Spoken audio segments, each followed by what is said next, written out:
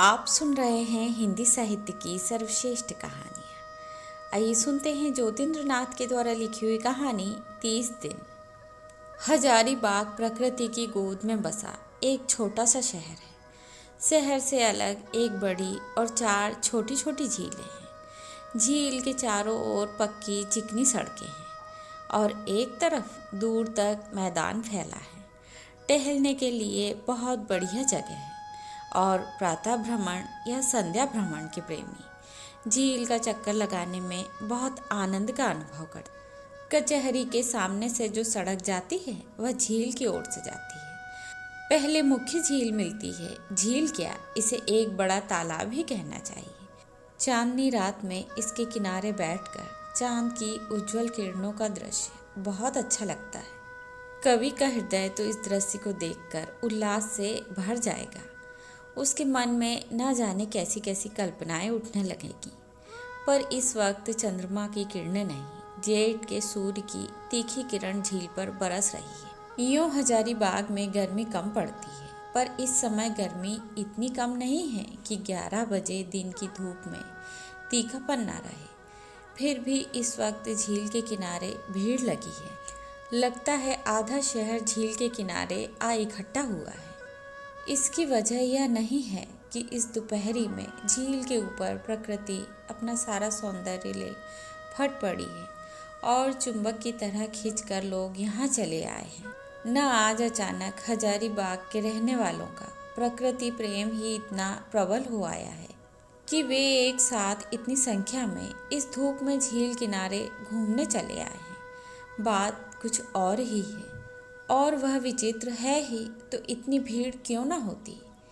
एक गाड़ी उस रास्ते से गुजर रही थी। भीड़ देखकर गाड़ी रुक गई। उस पर एक युवक सवार था। सूट बूट से सजा अमीर बाप का बेटा सा दिख रहा था। उसने बालों में शायद कोई कीमती तेल लगाया था जो बहुत तेज और प्रिय सुगंध दे रहा था। उसका मुंह पान से भरा था और उसे चबाने में वह व्यस्त था। उसने एक दफ़ा बाहर झांका और धीरे से बुदबुदाया, इतनी भीड़ लोगों ने किस लिए लगा रखी है। फिर ड्राइवर की ओर मुखातिब हो बोला, जरा देखो तो रामदास, क्या हुआ है। रामदास अपनी जगह से उतरकर गाड़ी के नीचे खड़ा हो गया। उसने भीड़ पर एक नज़र डाली। एक आदमी मानो इससे निबट कर निकल आ रहा था। रामदास ने उसे पुकारा, भाई जरा इधर तो सुनना। वह आदमी निकट चला आया। यह माजरा क्या है? रामदास ने पूछा। युवक ने उत्सुक हो बाहर की ओर झांका। उस आदमी ने एक एक कर दोनों की ओर देखा और कहा, अजीब माजरा है भैया, क्या है? युवक ने विहल सा हो पूछा, अरे एक लाश निकली है। लाश? कैसी लाश? लाश जो निकली सो तो निकली ही, पर ताज्जुब की बात तो यह है कि लड़की ठीक 1 महीना पहले यहाँ डूबी थी। वकील साहब ने कितना ढूंढवाया, लाश का पता न चला। आप देखिए, 1 महीने बाद लाश ऊपर हुई है। लड़की की माँ बेहोश पड़ी है, बाप पगला सा बैठा है। क्यों न हो अकेली थी। कौन? वकील साहब भाई? ड्राइवर ने पूछा। अरे शर्मा जी, जो बाजार के नुक्कड़ पर रहते हैं। ओहो, आप समझा। ठीक 1 महीना पहले एक दफ़ा हल्ला हुआ था ना छोटे बाबू। उसने युवक की ओर रुककर कहा, ओह आपको क्या मालूम, आप तो बम्बई चले गए थे। शर्मा जी बहुत रंज में होंगे, जरा देख आओ। ड्राइवर क्षण भर में भीड़ में विलीन हो गया। छोटे बाबू का दिल कुछ उदास हो गया। शायद इस दर्दनाक घटना का वर्णन सुनकर उन्हें कुछ सदमा पहुंचा हो। दुखद घटनाएं नर्मदिल आदमियों को बेचैन बना ही देती हैं। और छोटे बाबू, जिनका नाम हरेन है, बहुत नर्म दिल है, पर दुखद घटना के लिए अपने को उत्तरदायी समझकर अफसोस करना दूसरी बात है। जहाँ दूसरी बात होती है, वह आदमी अगर नर्म दिल ना हो तो भी कुछ सदमा उसे पहुँचता ही है। अनुपात में भले ही फर्क हो। सुधा 1 महीना पहले यहाँ डूबी थी और लाश आज निकली है। इतने दिनों लाश कहाँ रही? झील तो वकील साहब ने पूरी तरह से ढूंढ ली थी। खाई खंदक सभी छान डाले गए थे, जाल डाला गया था, फिर इस छोटी सी झील से लाश कहाँ गई? ताज्जुब यह है कि महीने भर बाद आज खुद ब खुद निकली भी तो यहीं। तो महीने भर लाश कहाँ रही? क्या घूमती फिरती रही? क्या प्रेत बनी नाचती गाती रही? कौन बता सकेगा। हरेंद्र की आंखों से 2 बूंद आंसू टपक पड़े। वह चौंका, कोट के बाह से ही आंसू पोंछ लिए और हंसने की चेष्टा करता हुआ बोला, छी, रोना क्या, अच्छा हुआ। कौन जाने कहीं भंडा फूट जाता। उसने फिर बाहर की ओर झांका। ड्राइवर अभी तक नहीं आया था। बात ठीक 1 महीना पहले की है। संध्या का समय था। बहुत दिनों के बाद आज हवा में ठंडक आई थी और मंद मंद पवन दोपहर के ताप के द्वारा किए गए जख्मों पर ठंडा मलहम लगा रहा था। ऐसे ही समय में सुधा घर से निकली।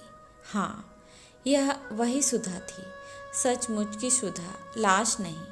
लाश देख लोग भय खाने लगते हैं, पर इस सुधा को देखकर प्यार करने का जी चाहता था। उसके फूले हुए कोमल गाल, मधुमाती आंखें, मधुर मुस्कान और मोहक रूप बरबस हृदय में प्रेम उत्पन्न कर देता था। अभी यौवनावस्था में उसने प्रवेश नहीं किया था, किशोरी ही थी। उसकी बुद्धि अभी परिपक्व नहीं हुई थी। वह दुनिया को बहुत अच्छा और ईमानदार समझती थी। अभी तक उसने दुनिया नहीं देखी थी। वह बहुत नासमझ थी। वह अपने घर के पिछले दरवाजे से निकली और कुछ दूर पर जाकर रुक गई। वह सहम सहम कर चल रही थी, जैसे कोई अपराध कर रही हो। उसकी आंखें चंचल और उत्सुक थीं, मानो किसी को ढूंढ रही हो। सहसा उसकी आंखें खुशी से चमक उठीं। जिसकी खोज थी उसने उसे पा लिया। वह एक युवक था, स्वस्थ और सुंदर। हष्ट पुष्ट शरीर को सुंदर कपड़ों से सजा धजाकर वह अपनी प्रेमिका से मिलने आया था। सुधा को देख वह कुटिल हंसी हंसा, जिसका जवाब सुधा ने निर्मल और निर्दोष मुस्कान से दिया। युवक ने कहा, तुम हो हिम्मत की पक्की सुधा। मैं नहीं समझता था कि तुम्हारे दिल में इतना साहस है। जब आदमी प्रेम करने लगता है तो उसमें हिम्मत आ ही जाती है। सुधा ने सलज्ज भाव से कहा, पर तुम जैसी प्रेम करने वाली औरतें भी इस दुनिया में बहुत कम हैं। मैं अपने को धन्य समझता हूँ। लगे अब बेवकूफ़ बनाने। नहीं नहीं, मैं सच कहता हूँ। अच्छा, तो आज रात को तय रहा। 11 बजे मैं गाड़ी लेकर इसी जगह आऊँगा। तुम पिछले दरवाजे से निकल चुपचाप चली आना। फिर तो कार से हम लोग गया पहुँचेंगे और फिर दिल्ली का टिकट कटाएंगे। दिल्ली में शादी होगी और उसके बाद कश्मीर की सैर। वहीं से दोनों बुढ़ों को खबर दे दी जाएगी। बहुत क्रोधित होंगे वे लोग, बला से। उपाय की क्या है? तुम ब्राह्मण, मैं कायस्थ। ये लोग कभी राजी होंगे ही नहीं। सिविल मैरिज हो जाएगी तो फिर कोई कुछ न कर सकेगा। तुम्हारे पिता समझदार हैं, कोई उपाय न देखेंगे, चुप हो जाएंगे। रहे मेरे पिता, ले देकर मैं ही तो खानदान में हूँ। अगर सदमे में उनका हार्ट फेल हो गया तो बंदे के हाथ में सारी रकम और सारी जायदाद आ जाएगी। फिर हम लोग मौज करेंगे। नहीं, ऐसा न कहो, वह तुम्हारे पिता हैं, तुम्हें माफ़ कर देंगे। खैर, कुछ भी हो तो यह तय रहा ना। सुधा ने सिर हिला दिया। रात में 11-12 बजे की बात है। आज से ठीक 1 मास पहले झील वाली सड़क से होकर एक मोटर गाड़ी तेजी से चली जा रही थी। सड़क शांत हो गई थी और चारों ओर एक सन्नाटा छा गया था। गाड़ी सर सर आवाज़ करती हुई बढ़ी जा रही थी और दोनों तरफ के पेड़ों से पंछी चौंक कर साएं साएं आवाज़ करते हुए उड़ जाते थे। भयावह सन्नाटे को भंग करती हुई गाड़ी झील के किनारे जा रुक गई। चांदनी रात थी और सारी झील चंद्रमा की उज्जवल किरणों से स्नान कर रही थी। गाड़ी रोककर एक युवक नीचे उतरा और बोला, उतरो सुधा। यहाँ पर क्यों रुके? सुधा सहम कर बोली, देखो कैसी चांदनी है, चांद कैसा अच्छा लग रहा है और पानी कितना चमक रहा है। आओ कुछ देर एकांत में बैठें। पर अभी गया जाना है, वहाँ जल्दी ना पहुँचेंगे तो सुबह की गाड़ी कैसे पकड़ेंगे? आज हम लोग गया ना जा सकेंगे सुधा। क्यों? सुधा चौंक कर बोली। ऐसा ही कारण आ पड़ा। उतरो ना, सब बताता हूँ।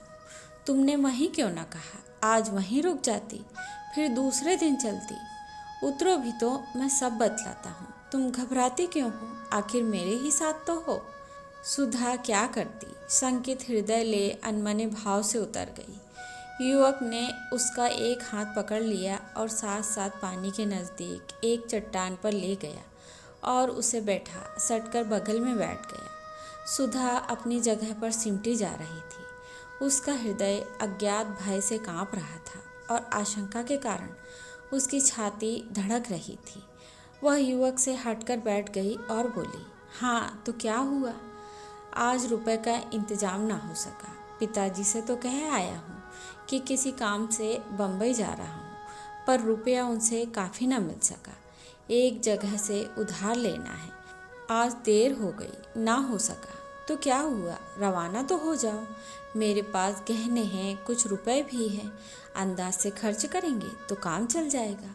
नहीं सुधा, पूरा इंतजाम कर चलना चाहिए। वहाँ रुपए घटा तो क्या हालत होगी। जल्दबाजी की वजह से कितनी परेशानी होगी। तो मुझे घर पहुँचा दो। अभी किसी को पता भी न चला होगा। आधा घंटा भी तो नहीं हुआ होगा। धत पगली, यूँ आगे कदम बढ़ा कोई पीछे हटता है। कल सब ठीक हो जाएगा। तो कल तक क्या होगा? मैंने सब इंतजाम कर लिया है। एक छोटा सा मकान ठीक कर लिया है, वहीं ठहरेंगे। वहीं ठहरेंगे? क्या बातें करते हो? छोटा सा शहर है, मेरी खोज होगी ही। कहीं पता चल गया तो? उसी का उपाय बताने तो यहाँ आया हूँ। तुम अपने कुछ कपड़े और एक दो हल्के गहने यहाँ झील के किनारे रख दो। तुम्हारी खोज होगी। इन चीज़ों को यहाँ देख लोग समझेंगे तुम डूब मरी।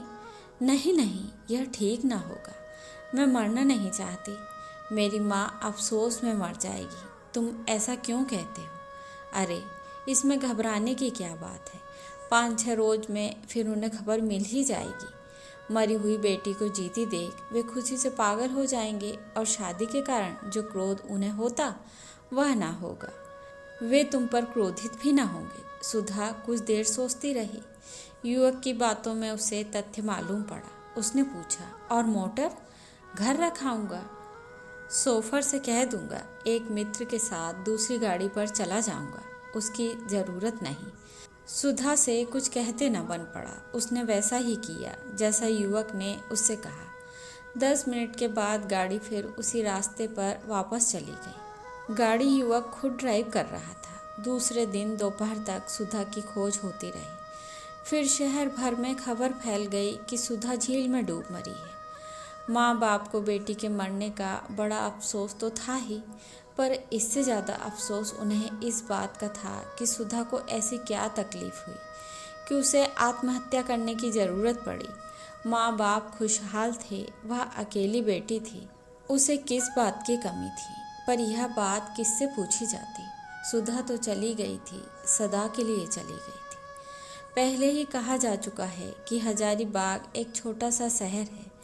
किसी भी सड़क को पकड़ चलना शुरू कीजिए, आध घंटे के बाद आप अपने को शहर के बाहर खेतों, मैदानों या जंगलों में पाइएगा। पगमल शहर का एक प्रमुख मोहल्ला है। रामगढ़ राज की कचहरी के निकट से यह मोहल्ला शुरू होता है और सड़क सीधे पश्चिम की ओर चली जाती है। सड़क से होकर चलने पर पहले 10 मिनट तक तो दोनों तरफ सुंदर मकान और कोठियाँ मिलती रहेंगी, पर उसके बाद फिर खेतों और मैदानों का आलम नजर आएगा। जगह एकांत है, निकट में कोई गांव भी नहीं है और रास्ता भी चालू नहीं है। पेड़ों के झुरमुट के नीचे एक खंडहर सा मकान है। मकान बाहर से देखने में उजाड़ और जनशून्य मालूम पड़ता है, और शायद ऐसा ठीक ही मालूम पड़ता है। युवक की गाड़ी यहीं आकर रुकी। यह खंडहर सा मकान उसका अपना था। पिता ने उपेक्षित छोड़ दिया था। बहुत दिनों से इसकी मरम्मत नहीं हुई थी। शायद वर्षों से वह इधर आए नहीं थे, पर पुत्र यहाँ हमेशा आता था। यह एकांत जगह उसे बहुत प्रिय थी। इसकी वजह यह नहीं थी कि वह कवि, गंभीर या एकांत प्रिय था। वह रसिक था और अपने रसिक मित्रों के साथ इस एकांत स्थान में मंडली जमाना उसे ज़्यादा पसंद था। सुधा को लेकर युवक उतरा। उसने टार्च की रोशनी में दरवाज़ा खोला, भीतर की कोठरी खोली और मोमबत्ती जला दी। कमरे में मंद प्रकाश छा गया। कमरा साफ सुथरा था। एक चारपाई पड़ी थी, उस पर बिस्तर बिछा था। कोने में एक स्टोव रखा था। एक बंद अलमारी थी, न जाने उसमें क्या क्या था। कमरे में युवक बोला, अच्छा सुधा, तुम बैठो, मैं मोटर रखकर अभी 10 मिनट में आता हूँ। डर तो नहीं लगेगा? सुधा ने सिर हिलाकर जैसे कहा, नहीं। युवक 10 मिनट में तो नहीं, पर आधा घंटे के अंदर ही लौट आया। उसने धीरे धीरे कमरे में प्रवेश किया। देखा सुधा चारपाई पर लेटी है और उसकी आंखें झपक गई हैं। युवक भी आहिस्ते से उसके बगल में लेट गया। उसने बगल में पड़ी सौंदर्य राशि को देखा और उसका हृदय पाप से भर गया। उसके मन में कामनाएं उठीं और उसकी कल्पना कर वह आनंद से भर उठा और उसका चेहरा खिल गया। वह सुधा से सट गया और अपना एक हाथ उसके ऊपर रख दिया। सुधा चौंक पड़ी, उसकी आंखें खुल गईं और वह हड़बड़ाकर उठ बैठी। उसने अलसाई आंखों से युवक की ओर देखा और झपट कर चारपाई से उतर गई और बोली, ओह तुम? युवक हंसने लगा। डर गई? तुमने समझा कि कोई भूत आ गया? नहीं, सुधा ने कहा और फिर पूछा, क्या वजह है? एक युवक ने घड़ी देखकर कहा। तो अब तुम सो? और तुम? युवक ताज्जुब से बोला, मैं बाहर सो रहूँगी। क्यों? युवक दूने ताज्जुब से बोला, उपाय क्या है? एक ही कमरा है, बिस्तर भी एक ही है। तो क्या हुआ? इस पर 2 आदमी सो सकते हैं? नहीं। सुधा ने सिर झुकाकर कहा, अभी नहीं। क्यों? अभी हमारी शादी नहीं हुई है। वह शर्मा कर बोली, इससे क्या, होने को तो है। ठीक है, पर हुई तो नहीं है। औरतों के नखरे भी अजब होते हैं। युवक ने सुधा का हाथ पकड़कर अपनी ओर खींचते हुए कहा, अब इस वक्त मैं क्या इंतजाम करूँगा, आओ नखरा मत करो। सुधा ने तड़प कर अपना हाथ छुड़ा लिया और तेज स्वर में बोली, 4 दिन की बात है, तुम ऐसा क्यों करते हो? युवक भौंचक रह गया। उसकी मुद्रा से मालूम होता था कि वह चिढ़ गया है, पर उसने अभी अधिक छेड़ना उचित न समझा। बिस्तर से उठा और दरी और चादर उतारा और बगल की कोठरी खोल उसमें पड़ी खाट पर बिछा दिया। सुधा उस कमरे में चली गई और भीतर से किवाड़ बंद कर सो गई। 7 रोज बाद की बात है। जैसी कि उम्मीद थी, सुधा और युवक को अब तक कश्मीर में रहना चाहिए था। सुधा के माँ बाप के पास खबर लग जानी चाहिए थी और शहर भर में इस अंतरजातीय विवाह की चर्चा होती रहनी चाहिए थी। पर सुधा के घर में अभी तक मातम छाया हुआ था। शहर अभी तक शांत था और सुधा और युवक अभी तक उस खंडहर में ही मौजूद थे। तुम रोज आजकल करते हुए टालते जा रहे हो। आखिर बात क्या है? सुधा ने पूछा। बात कुछ नहीं है, जब मेरी मर्जी होगी चलूँगा। फिर कुछ रुककर बोला, तुमने मेरे सारे उत्साह पर पानी फेर दिया। मैं तुम्हें अपनी पत्नी समझता था। सुधा बहुत व्यथित हुई। कौन युवती? युवती भी नहीं, किशोरी अपने प्रेमी से ऐसी बातें सुनना पसंद कर सकती है। वह दुखी स्वर में बोली, मैं तो तुम्हारी पत्नी बनने के लिए आतुर बैठी हूँ। एक एक पल की देरी मुझे पहाड़ जैसी लगती है। मुझे पता चल गया, तुम्हें मुझ पर विश्वास नहीं है। तुम पापी समझती हो। बेचारी सुधा अपने दिल का संस्कार युवक को दिखाती। हिंदू स्त्री का संस्कार, जो शादी के वक्त निर्दोष और पवित्र शरीर पति को भेंट करने की प्रेरणा देता है। और जहाँ तक विवाह की बात है, दुनिया में कौन एक दूसरे पर विश्वास करता है? तुम्हारे ऊपर विश्वास न होता तो माँ बाप को छोड़ यूँ ही तुम्हारे साथ मैं यहाँ चली आती। यह सब मैं नहीं जानता। तुमने मुझे बहुत जलाया, पर अब कुछ न सुनूंगा। और युवक की आंखें वासना से उद्दीप्त हो उठी। वह सुधा पर उसी तरह झपटा जिस तरह बिल्ली चूहे पर उछलती है और अपने दोनों हाथों से उसे उसी तरह पकड़ लिया जिस तरह बिल्ली अपने पंजे में चूहे को पकड़ लेती है। सुधा चीख उठी। युवक चिल्लाकर बोला, चीखती हो? लो, तुमसे ज़्यादा मैं चिल्ला रहा हूँ, पर यहाँ कौन सुनेगा। यह जंगल है जंगल। सुधा को जैसे लकवा मार गया। वह निश्चेष्ट हो गई। ऐसा लगा जैसे उसका शरीर निर्जीव हो गया। पर युवक तो पागलों जैसी चेष्टा कर रहा था। उस शरीर के साथ वह जो जो करना चाहता था उसने किया। सुधा के घर श्राद्ध की तैयारियां हो रही थी। वह झील में डूबकर मर जो गई थी और आज वह एक दफ़ा फिर मृत्यु को प्राप्त है। सामाजिक मृत्यु, आत्मिक मृत्यु। इस घटना की पुनरावृत्ति रोज रोज होती रही। सुधा रोज रोज मृत्यु को प्राप्त होती गई। 2 सप्ताह और बीत गए। सुधा अभी भी उसी खंडहर में पड़ी है। इस सुधा और 3 सप्ताह पहले वाली सुधा में बहुत अंतर है। इसके गालों पर वह गुलाबी छटा नहीं, उसके गाल अब पिचक गए हैं, आंखें धंस गई हैं और उसके चारों ओर काले दाग पड़ गए हैं। चेहरा मुरझा गया है, ओंठ सूख गए हैं। लगता है जैसे साल भर से बीमार हो, अब क्षय के तीसरे स्टेज में हो। चिंता शरीर को एक ही दफ़ा जलाकर राख कर देती है, पर चिंता तिल तिल कर मनुष्य को मारती है। पहले देह का खून चूसती है, तब शरीर का मांस सुखा देती है और फिर बदन की हड्डियां तोड़ देती है।